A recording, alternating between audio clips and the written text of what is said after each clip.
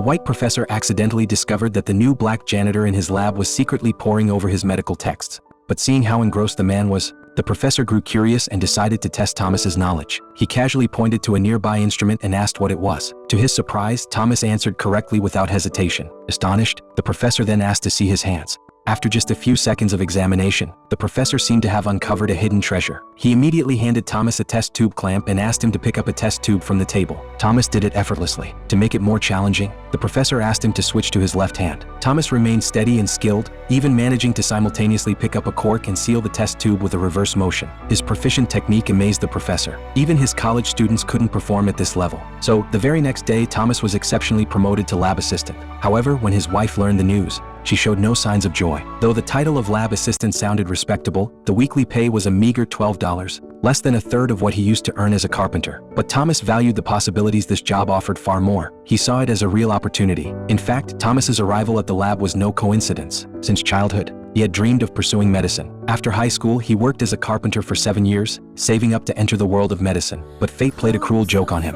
One day, he found the bank he often visited shut tight, with an angry crowd gathered outside. When he knocked on the door to ask what was happening, he was met with a cold response. The bank had gone bankrupt and closed. His money was gone. 7 years of savings vanished overnight due to the bank's collapse. Thomas lost his direction, unsure how to move forward. Eventually, on a friend's recommendation, he took a job as a handyman at a medical school. Though the pay was low, it brought him closer to his dream. Even cleaning dog cages didn't faze him. But soon, Thomas's extraordinary talent caught the professor's attention, and he was promoted to lab assistant. Though his salary was only a third of what it used to be, he was content because here he could immerse himself in medical knowledge. From then on, Thomas devoted himself wholeheartedly to learning. In the lab, he observed with intense focus. On the bus, he pondered quietly. Even while walking, he always had a book in hand. His thirst for knowledge soon paid off. Months later, he got his first chance to handle a scalpel. During an experiment on traumatic shock, the professor marked a line on a lifeless dog and instructed Thomas to cut along it. Thomas made a clean, precise incision. As the blood pressure on the sphygmomanometer continued to drop,